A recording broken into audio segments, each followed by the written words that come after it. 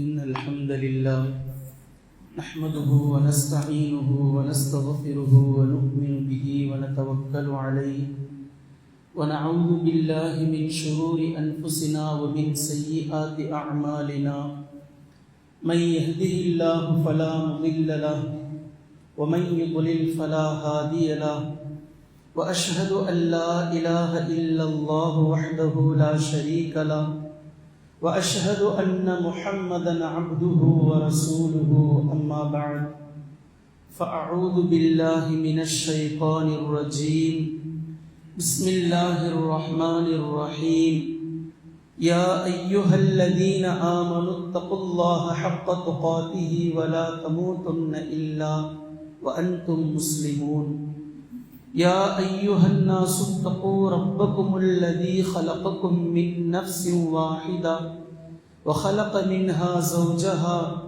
وبث منهما رجالا كثيرا ونساء واتقوا الله الذي تساءلون به والأرحام إن الله كان عليكم رقيبا يا أيها الذين آمنوا اتقوا الله وقولوا قولا سديدا يصلح لكم أعمالكم ويغفر لكم ذنوبكم ومن يطع الله ورسوله فقد فاز فوزا عظيما فإن أصدق الحديث كتاب الله وخير الهدي هدي محمد صلى الله عليه وسلم وشر الأمور محدثاتها وكل محدثة بدعة وكل بدعة ضلالة وكل ضلالة في النار.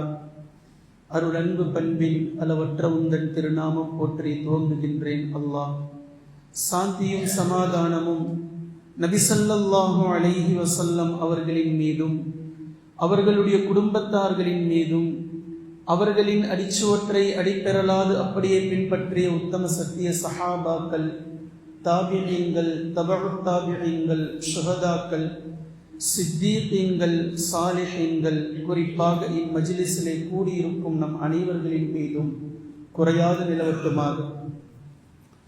கண்ணியத்திற்குரிய அல்லாஹ்வின் அடியார்களே, அல்லாஹ் ஜல்ல ஷானுஹு வ தஆலா இந்த உலகம் உங்களுக்கு நிரந்தரமானது இல்லை, மறுமைதான் உங்களுடைய நிலையான உலகம், மறுமைதான் உங்களுடைய லட்சியமாக இருக்க வேண்டும், மறுமைதான் உங்களுடைய குறிக்கோளாக இருக்க வேண்டும் என்ற குர்ஆன் ஷரீஃபிலே திரும்ப திரும்ப நமக்கு பாடம் புகட்டிக் கொண்டே இருக்கின்றான்.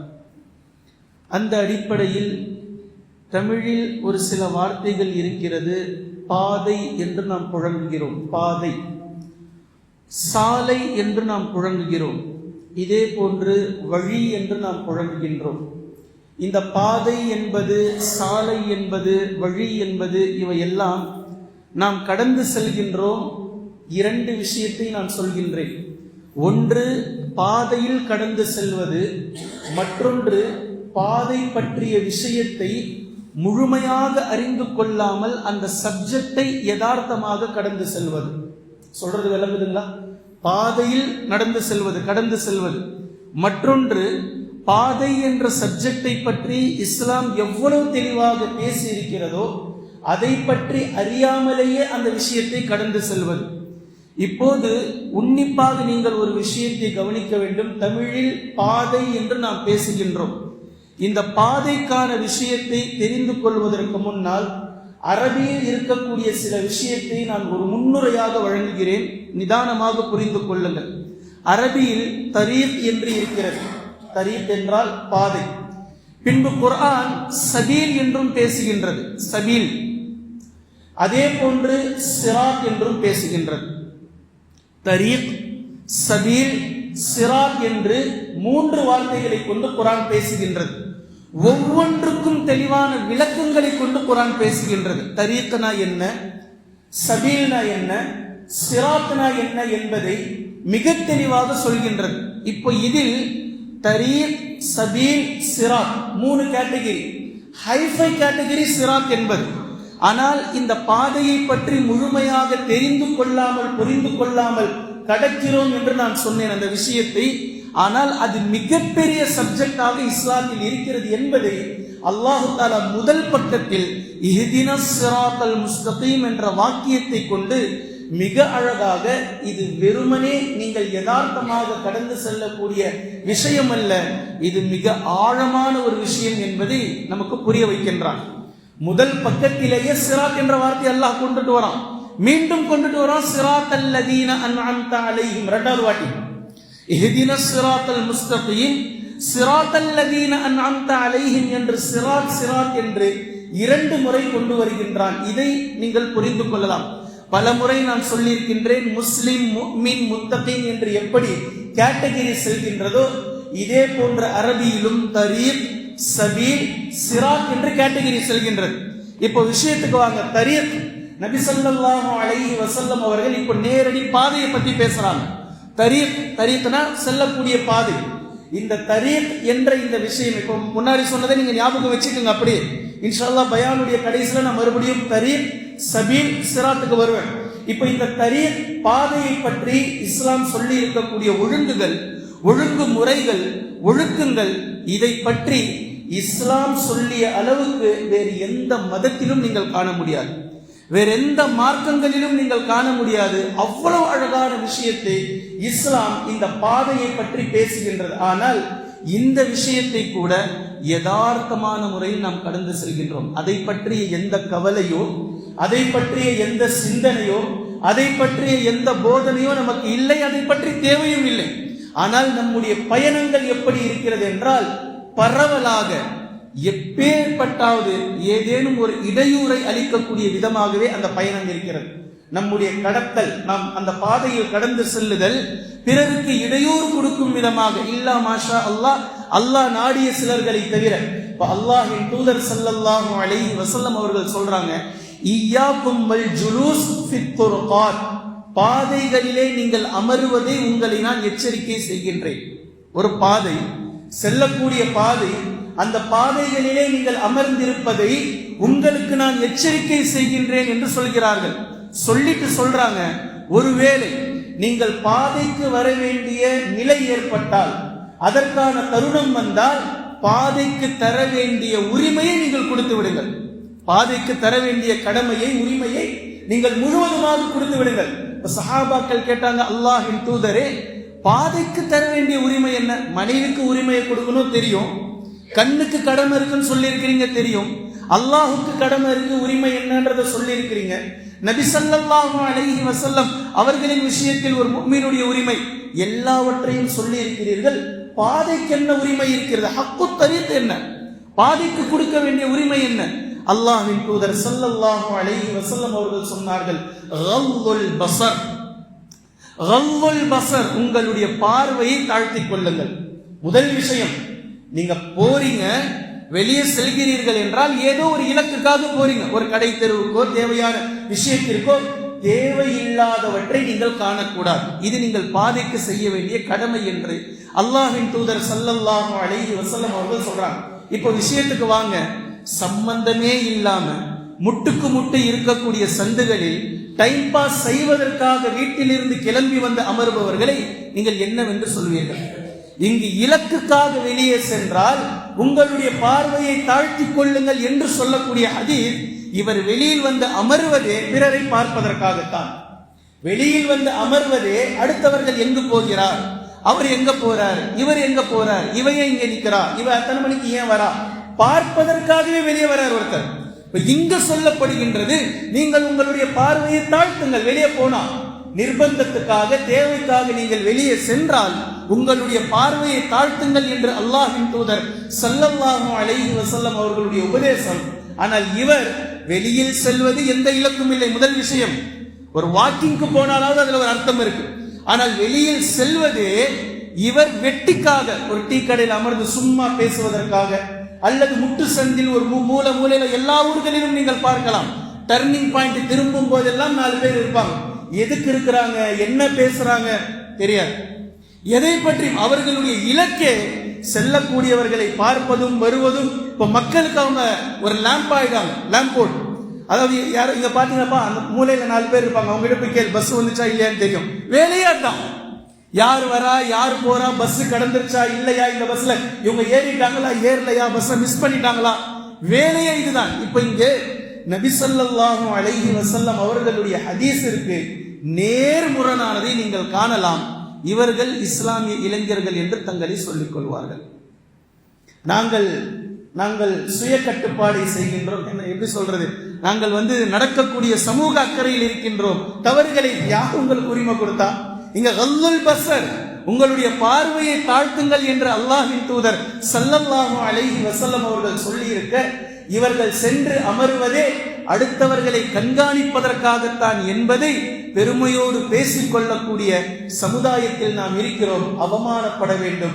ஹதீஸிற்கு நேர்முரணான விஷயம். இரண்டாவதாக நபி ஸல்லல்லாஹு அலைஹி வஸல்லம் அவர்கள் சொன்னார்கள், வகஃபுல் அதா. ஹக்கு தரீக்ல நபி அவர்கள் இரண்டாவதா சொல்றாங்க, வகஃபுல் அதா.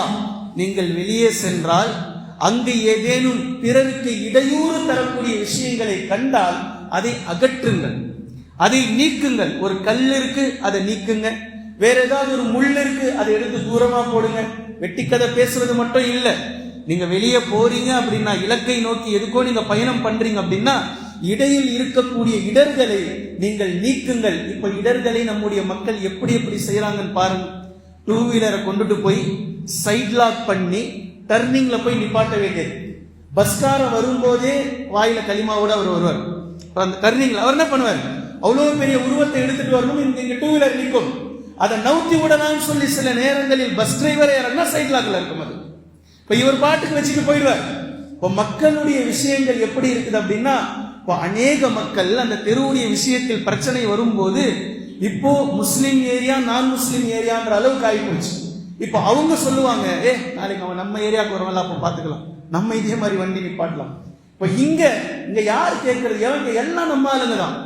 இங்க நம்ம ஆளுங்க உங்க ஆளுங்க எங்க ஆளுங்க என்பது இல்லை. பாதை என்பது பொதுவானது. பாதைக்கு தர வேண்டிய மரியாதையை, கண்ணியத்தை, உரிமையை முழுவதுமாக சரியான முறையில் அதை கொடுங்கள் என்று அல்லாஹ்வின் தூதர் ஸல்லல்லாஹு அலைஹி வஸல்லம் அவர்கள் சொல்லி இருப்பதை நாம் பார்க்கிறோம். சில நபர்கள் வீடை கட்டுவார்கள். கட்டட்டும், அல்ஹம்துலில்லாஹ், அல்லாஹ் பரக்கத் செய்யட்டும். அந்த வீடு கட்டுவதற்காக ஜல்லி இறங்கும், கற்கள் இறங்கும். இதை நீங்கள் ஓரப்படுத்த வேண்டும். நடு ரோட்ல போட வேண்டியது. பின்பு வருபவர் செல்பவர்கள் எல்லாம் அது இடையூறாக இருக்கும்.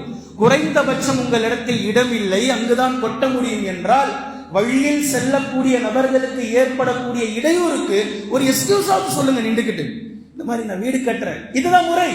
இது நான் சொல்றது உங்களுக்கு சிரிப்பாக இருக்கலாம். இது யார் செய்யல, யார் செய்கிறார், யார் செய்யவில்லை என்பதில்லை. இடையூறு தரக்கூடாது, இடையூறாக இருக்கக்கூடாது. சில வேளைகளில் இருக்கக்கூடிய நேரத்தில் இவர் நடுவுல வண்டியை நிப்பாட்டிட்டு லாரி என்ன அந்த பக்கம் போ, சுத்திட்டு போக முடியாதா? அப்படிதான் வழி இருக்கு. பேசக்கூடிய மனிதர்களை நாம் பார்க்கிறோம். எப்பேற்பட்ட இடர்களை இருக்கக்கூடியவர்களை நாம் பார்க்கிறோம்.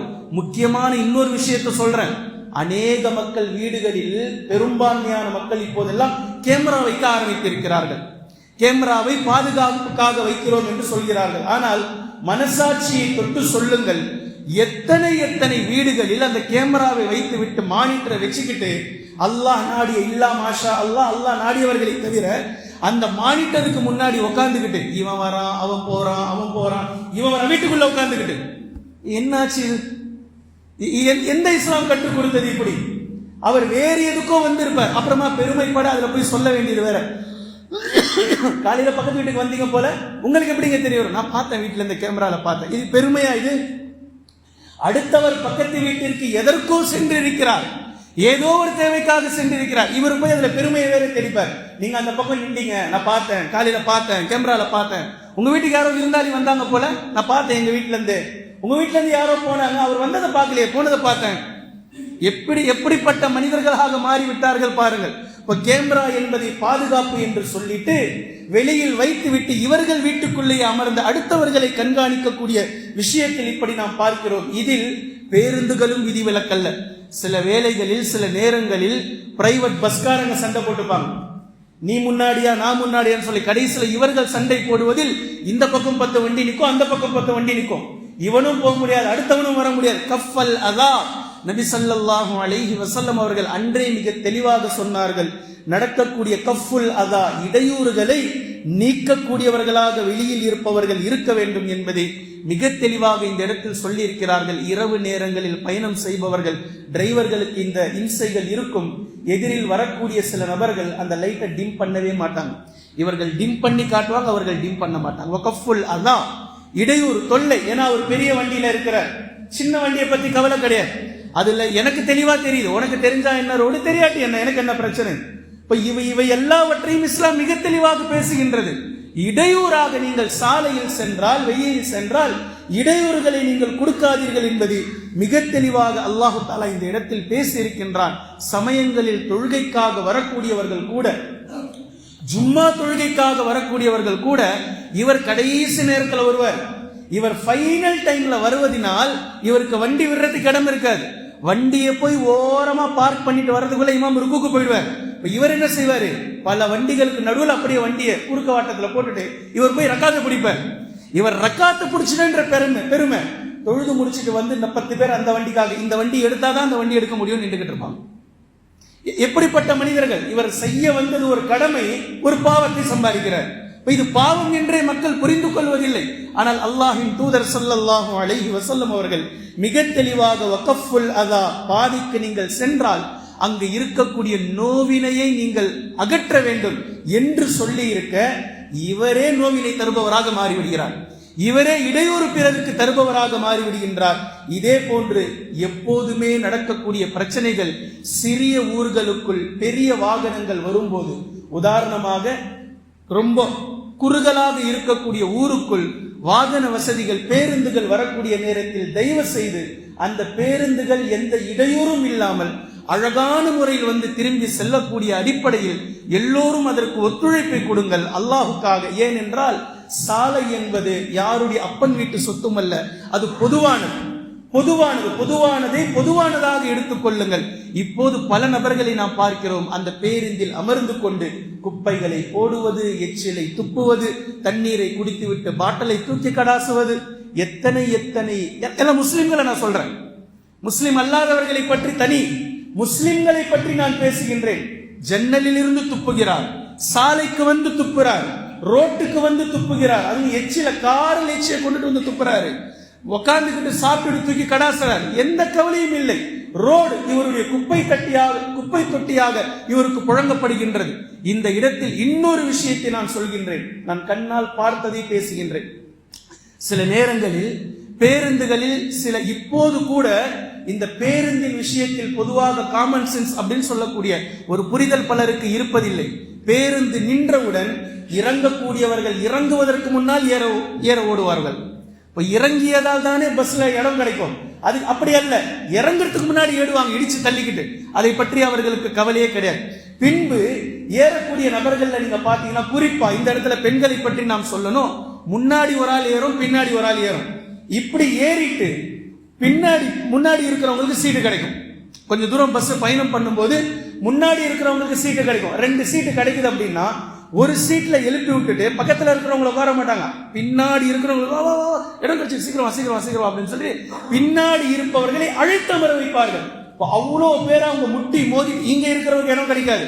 இவ்வளவு நேரமா இவங்களுக்கு பின்னாடி ஒரு ஆள் இருக்கிறாங்கன்னே உங்களுக்கு தெரியாது. இந்த பக்கத்துல இருக்கிறவருக்கு பின்னாடி இருக்கிறவரை கூப்பிட்டு அமர வைப்பார்கள். இப்போ நான் பார்த்த ஒரு விஷயத்த சொல்றேன் பாருங்க. 2 பேர் சீட்ல ஒரு பெண் தனியாக அமர்ந்திருக்கிறாங்க, அவங்க முஸ்லீம் அல்லாதவர்கள்.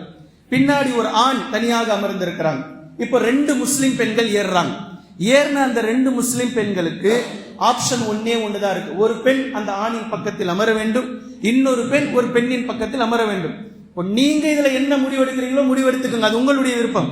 ஆனா இவங்க என்ன பண்றாங்க, இந்த 2 பெண்களும் என்ன செய்யறாங்க அப்படின்னா, இந்த நான் முஸ்லிம் பெண் இருக்கிறாங்கல்ல, அவங்க கிட்ட கேட்கிறாங்க, நீங்க அவர் பக்கத்துல உட்காந்துக்கிறீங்களா, நாங்க 2 பேரும் இங்க உட்காந்துக்கிறோம் அப்படின்னு கேட்கிறாங்க. இது எந்த விதத்தில் முறை? உங்களுடைய மானம், உங்களுடைய கோஷா உங்களுக்கு உயர்ந்தது. அதே ஒரு அந்நிய பெண்ணை அவங்க முஸ்லிம் இல்லை என்பதனால் அவர்களை எழுப்பி அவர் பக்கத்துல போய் நீங்க உட்காருங்க, நாங்க இங்க உட்கார்ந்துக்கிறோம் என்று சொல்லக்கூடிய இந்த மார்க்கம் எங்கிருந்து இஸ்லாம் கற்றுக் கொடுத்தது? இது எப்படிப்பட்ட தன்மையில் உங்களுக்கு இஸ்லாம் கற்றுத்தந்திருக்கின்றது? நில்லுங்கள், உங்களுக்கு அங்கேயும் உட்கார கஷ்டமா இருக்கு, 2 பேர் சேர்ந்துதான் உட்காருங்க அப்படின்னா நில்லுங்க. இல்ல ஒரு பெண்ணுக்கு பக்கத்துல இன்னொரு பெண் உட்கார்ந்துட்டு இன்னொருத்தவங்க நில்லுங்க. ஆனால் இது சீட்டு பிடிப்பதற்காக நடக்கக்கூடிய பிரச்சனைகளில் நாம் பார்க்கிறோம். சுப்ஹானல்லாஹ், முட்டி மோதிக்கொண்டு அந்த சீட்டுக்காக கஷ்டப்பட்டு அந்த சீட்டுக்காக ஏறி இறங்குறது 1 மணி நேரம் 1/2 மணி நேரம்.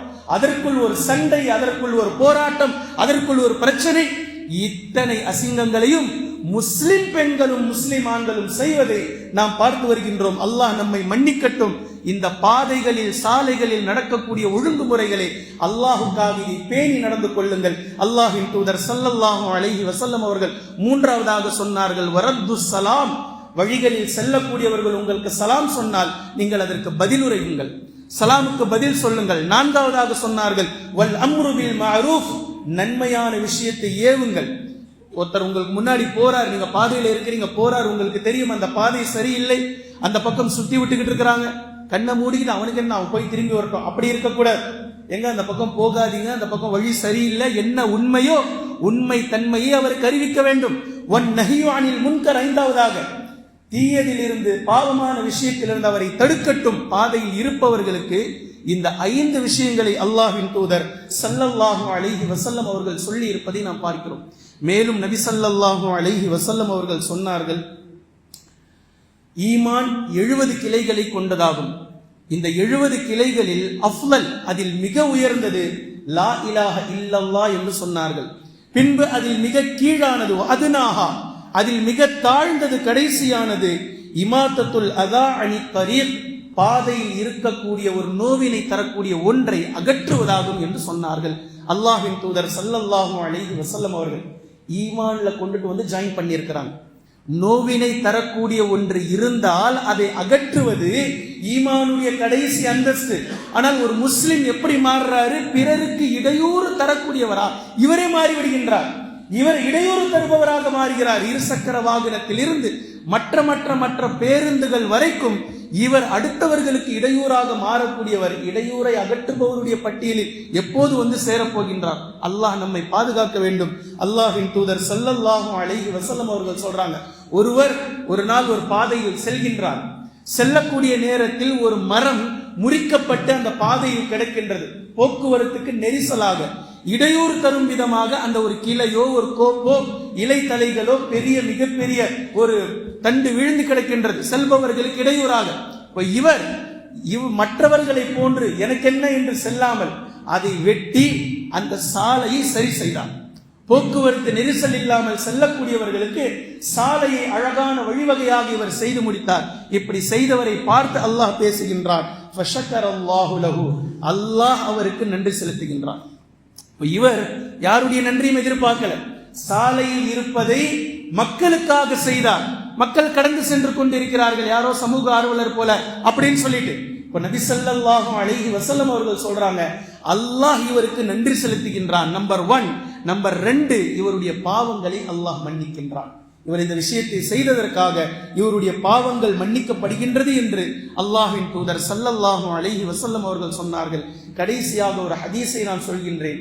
அல்லாஹ்வின் தூதர் ஸல்லல்லாஹு அலைஹி வஸல்லம் அவர்கள் எச்சரிக்கை செய்கிறார்கள், இத்தகு அல்லஆனீன், இத்தகு அல்லாஹ்வை நீங்கள் அஞ்சிக் கொள்ளுங்கள், அல்லஆனீன் சபிக்கப்பட்டவர்களுடைய விஷயத்தில் அல்லாஹ்வை அஞ்சிக் கொள்ளுங்கள். கடுமையாக சபிக்கப்பட்டவர்கள் அல்லஆனீன். யார் இவர்கள் அல்லஆனீன்? சஹாபாக்கள் கேட்கிறார்கள், அல்லாஹ்வின் தூதரே யார் அவர்கள்? அல்லஆனீன் யார்? கடுமையாக சபிக்கப்பட்டவர்கள் யார் அவர்கள்? நபி ஸல்லல்லாஹு அலைஹி வஸல்லம் அவர்கள் சொன்னார்கள், அல்லதி யதஹல்லா ஃபீ தரீகின் நாசி, மக்களுக்கு பாதையில் இருந்து கொண்டு இடையூறு செய்வானே, இடையூறை ஏற்படுத்துவானே. போற வரவெல்லாம் திட்டுவான். போற வரவெல்லாம் திட்டானா இல்லையா? ஏன்? சாலை சரியில்லை என்றால் அரசாங்கத்தையும் மனிதன் திட்டுகின்றான். வருவாங்க இதுல. அரசாங்கம் சரியில்லாதவர்கள் இந்த ஹதீஸின் அடிப்படையில் அவர்களும் அதில் வருவார்கள்.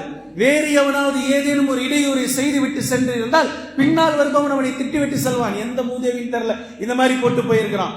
ஹாரன் அடிப்பவனை திட்டுறாங்களா இல்லையா? சடன் பிரேக் அடிக்கிறவனை திட்டுறாங்களா இல்லையா?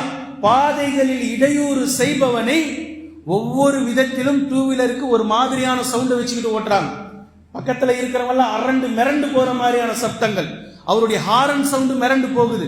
இப்படிப்பட்ட மனிதர்களை அல்லாஹ்வின் தூதர் ஸல்லல்லாஹு அலைஹி வஸல்லம் அவர்கள் சொல்கிறார்கள், இவர் யார் என்றால் மனிதர்களுக்கு பாதையில் இடையூறை ஏற்படுத்துபவர் என்று அல்லாஹ்வின் தூதர் ஸல்லல்லாஹு அலைஹி வஸல்லம் அவர்கள் சொல்லி இருப்பதை நாம் பார்க்கிறோம்.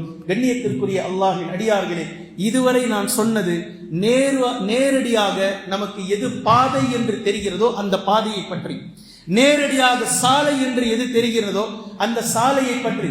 இப்ப குர்ஆனிற்கு வாருங்கள். தரீக் என்றும் அல்லாஹ் பேசுகின்றான், சபீல் என்றும் அல்லாஹ் தஆலா பேசுகின்றான், சிராத் என்றும் அல்லாஹ் பேசியிருக்கின்றான். இங்கு ஒரு அழகான ஒரு பியூட்டியை உங்களுக்கு நான் சொல்றேன் பாருங்க. தரீக் என்ற இந்த ஒருமைக்கு துர்க் என்று சொல்லக்கூடிய புளூரல் பன்மை இருக்கிறது. சபீல் என்ற இந்த ஒருமைக்கு சுபுல் என்று சொல்லக்கூடிய பன்மை இருக்கிறது. ஆனால் சிராத் என்ற ஒருமைக்கு குர்ஆன்ல எங்கேயுமே பன்மை கிடையாது. பன்மை அல்லாஹ் தஆலா வைக்காததினால் எந்த இலக்கணத்திலும் லுகத்துல அரபு இலக்கணவாதிகள் இலக்கியவாதிகள் அதற்கு பன்மையை கொண்டு வரல, அதை பத்தி பேசவே இல்லை. ஏன் இல்லை?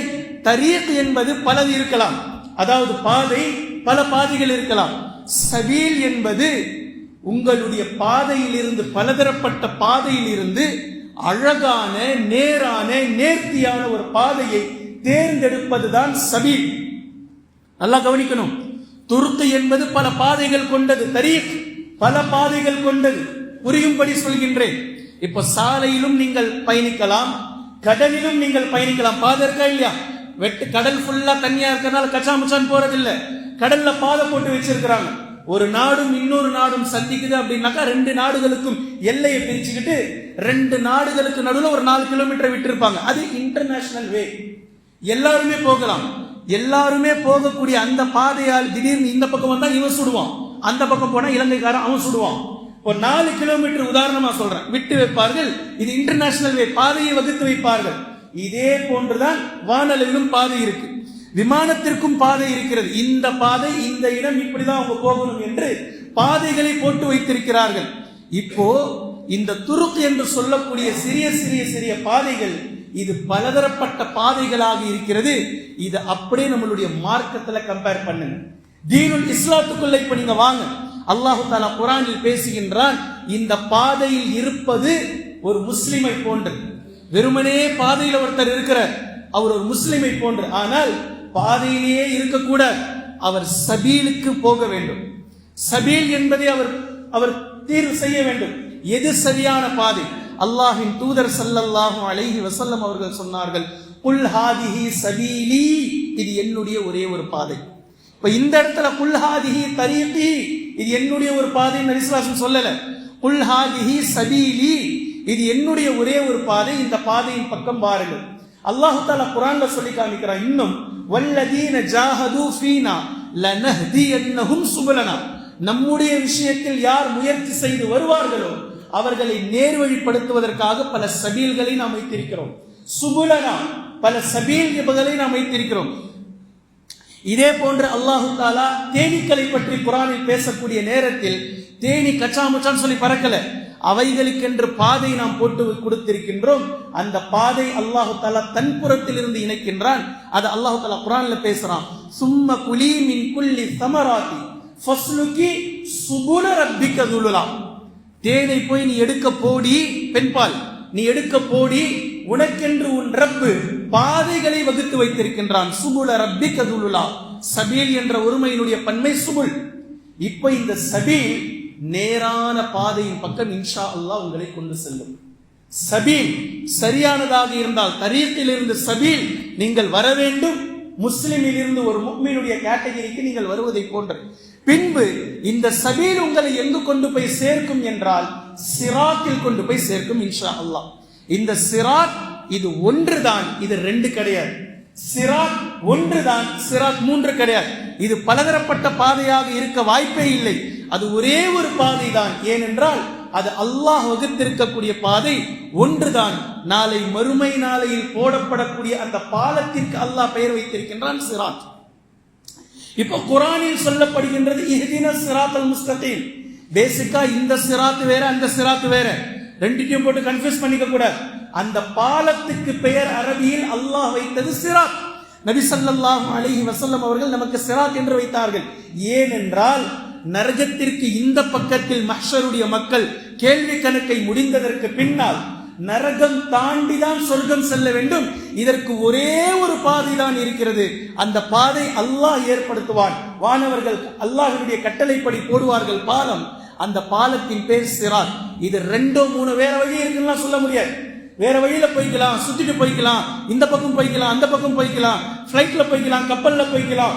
நீங்கள் உலகத்தில் கப்பலில் பயணம் செய்தவர்களும் சரி, விமானத்தில் பயணம் செய்தவர்களும் சரி, சாலை வழியாக பயணம் செய்தவர்களும் சரி, எல்லா பாதை வழியாக பயணம் செய்தவர்களும் சிராத் என்ற ஒன்றில் வந்து நிற்பார்கள். சிராத்தில் தான் நீங்கள் பயணம் செய்ய வேண்டும். சிராத் என்ற பாதை வழியாகத்தான் உங்களுடைய வேகத்தில் வித்தியாசங்கள் இருக்கலாம். மின்னல் வேகத்தில் செல்வீர்கள், காற்றின் வேகத்தில் செல்வீர்கள், பந்தய குதிரை, பந்தய ஒட்டகம் ஓடி செல்வீர்கள், நடந்து செல்வீர்கள். உங்களுடைய வேகத்தில் வித்தியாசம் இருக்கலாமே தவிர வழி பாதை என்பது சிராத்து தான். வேறு வழி வேறு பாதை என்பது கிடையாது என்பதை அல்லாஹு தஆலா திட்டவட்டமாக சிராத் என்று அதற்கு பெயர் வைத்திருக்கிறார். அதைத்தான் இங்கு குர்ஆன் சொல்கின்றது, இஹ்தினஸ் ஸிராத்தல் முஸ்தகீம். அல்லாஹ்வினுடைய பாதை என்பது ஒன்றுதான். இந்த உலகத்தில் பலதரப்பட்ட பாதைகள் இருக்கிறது. இது சிராத்தின் பக்கம் கொண்டு போய் சேர்க்கக்கூடிய சபீலை முதலில் தேடுங்கள். இந்த சபீல் நபிமார்கள் கொண்டு வந்து உங்களுக்கு அறிமுகப்படுத்தியது. பின்பு அது அல்லாஹ்வின் பக்கம் கொண்டு போய் சேர்க்கக்கூடிய சிராத் என்று சொல்லக்கூடிய நேரான பாதையின் பக்கம் உங்களை அல்லாஹு தஆலா அங்கு வழி காண்பிப்பான். இதைத்தான் நாம் துஆ கேட்கிறோம் ஒவ்வொரு ரக்காத்திலும். இஹ்தினஸ் ஸிராத்தல் முஸ்தகீம் ஸிராத்தல் லதீன அன்அம்த அலைஹிம். நீ யாரின் மீது அருள் புரிந்தாயோ அவர்களுடைய பாதை. இப்ப யாருடைய பாதையாக இருக்காதது, யாரின் மீது அல்லாஹ் அருள் புரியவில்லையோ அவர்களுடைய பாதை சிராத்துடைய பாதை அல்ல. இப்ப யாரெல்லாம் வேறு வேறு மாற்று பாதைகளில் வந்து சிராத்துல ஜாயிண்ட் ஆகுறாங்களோ அவர்களால் அந்த சிராத்தை கடக்க முடியாது. யார் இங்கிருந்தே நபி ஸல்லல்லாஹு அலைஹி வஸல்லம் அவர்களுடைய சபீல் என்று சொல்லக்கூடிய இஸ்லாமிய பாதையில் பயணம் செய்தார்களோ அவர்கள் மாத்திரம்தான் சிராத் என்ற பாதையை கடக்க முடியுமே தவிர வெவ்வேறு பாதைகளில் பயணம் செய்து வந்த யாராலும் சிராத் என்ற பாதையை கடக்க முடியாது என்பதை அல்லாஹு தஆலா மிக தெளிவாக இந்த இடத்தில் நமக்கு புரிய வைத்திருப்பதை நாம் புரிந்து கொள்ள வேண்டும். கண்ணியத்திற்குரிய அல்லாஹ்வின் அடியார்களே, இந்த இடத்தில் நன்கு உள்வாங்கிக் கொள்ளுங்கள். 2 விஷயங்களை நான் புரிய வைத்திருக்கின்றேன். ஒன்று மஅனவியத்தானது, மற்றொன்று ஹகீகியானது. அதாவது நேராக நீங்கள் காணக்கூடிய கண்ணுக்கு முன்னால் இருக்கக்கூடிய பாதை, சாலை, இதனுடைய ஒழுங்குகள், இதனுடைய ஒழுக்கங்கள், இதில் ஒரு முஸ்லிம் ஒரு முஃமின் எப்படி நடந்து கொள்ள வேண்டும் என்பதை நீங்கள் சரியான முறையில் தீர்மானியுங்கள், அழகான முறையில் நடந்து கொள்ளுங்கள். பின்பு இரண்டாவது, அல்லாஹு தஆலா இந்த தீனில் போட்டு இருக்கக்கூடிய பாதை, பலதரப்பட்ட பாதைகள் இந்த உலகத்தில் இருக்கிறது. ஒவ்வொரு நபர்களும் ஒரு மார்க்கத்தை, ஒரு மதத்தை கையில் வைத்திருக்கிறார்கள். இதில் எந்த பாதையில் சென்றால் உங்களை கொண்டு போய் சபீலுக்கு நீங்கள் சென்று சபீலில் இருந்து எது உங்களை சிராத்துக்கு கொண்டு போய் சேர்க்கும் என்பதை மிக நிதானமாக உணர்ந்து இந்த பாதைகளை தேர்ந்தெடுங்கள். ஏனென்றால் ஒரு முஸ்லிமாக வாழ்கிறார். மீண்டும் சொல்கிறேன், அவர் முஃமின் என்ற பட்டியலுக்கு வருவது இல்லை. வருவதற்கான எந்த முகாந்திரமும் அவரிடத்தில் இல்லை. வருவதற்கான முயற்சியும் அவரிடத்தில் இல்லை. அதை பற்றி அவர் பேசுவதும் இல்லை, அதை பற்றி அவர் செய்வதும் இல்லை, அதை பற்றி அவர் முயற்சி செய்வதும் இல்லை. ஆனால் அல்லாஹ் தஆலா குர்ஆனில் முயற்சி செய்பவர்களுக்கு நம்முடைய பாதையை நாம் காட்டுவோம் என்று நான் ஓதி காட்டினேன். வல்லதீன ஜாஹது ஃபீனா லனஹ்தியன்னஹும் சுபலனா. எவர்கள் நம்முடைய விஷயத்தில் முயற்சி செய்வார்களோ அவர்களுக்கு லனஹ்தியன்னஹும் சுபலனா, நாம் பாதையை சுபுலை காண்பிப்போம் என்று அல்லாஹ் தஆலா சொல்லி காட்டுகின்றான். எனவே கண்ணியத்திற்குரிய அல்லாஹ்வின் அடியார்களே, உங்களுக்கு முன்னால் உங்களுடைய உடலால் நீங்கள் பயணம் செய்யக்கூடிய ஒரு பாதை இருக்கிறது, உங்களுடைய உள்ளத்தால் நீங்கள் பயணம் செய்யக்கூடிய மற்றொரு பாதை இருக்கிறது. இது இஸ்லாத்தை சார்ந்தது. இஸ்லாமிய ஒழுக்கங்களை கொண்டு பாதையில் செல்லக்கூடிய பாதை என்பது தீனியத்தை வழியில் செல்லக்கூடிய பாதையாகும். 2 பாதைகளையும் ஒழுங்கான முறையில் ஒழுக்கமாக கடைபிடிக்கக்கூடிய நல்மக்களாக அல்லாஹு தஆலா நம்மை ஆக்கிருள் புரிவானாக. வஆகிரு தஅவானா அனில் ஹம்துலில்லாஹி ரப்பில் ஆலமீன்.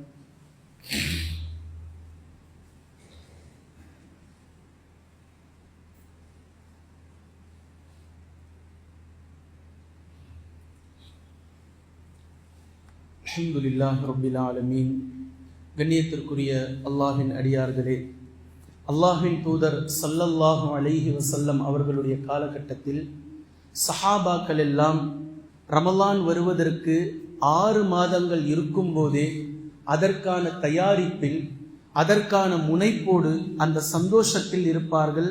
ரமலான் நாம் எட்ட வேண்டும், ரமலான் நம் இடத்தில் வேகமாக வந்துவிடாதா, அமல்கள் செய்து அல்லாஹ்விடத்தில் நாம் நெருக்கத்தை பெற்றுவிட மாட்டோமா, அல்லாஹ்விடத்தில் நாம் மன்னிப்பை பெற்றுவிட மாட்டோமா என்று ரமலானை முன்னோக்கியவாறு அதனுடைய ஆறாவரத்தில் சந்தோஷமாக அதை எதிர்நோக்கி கொண்டு இருப்பார்கள் என்பதை சஹாபாக்களுடைய வரலாற்றிலே நாம் பார்க்கிறோம்.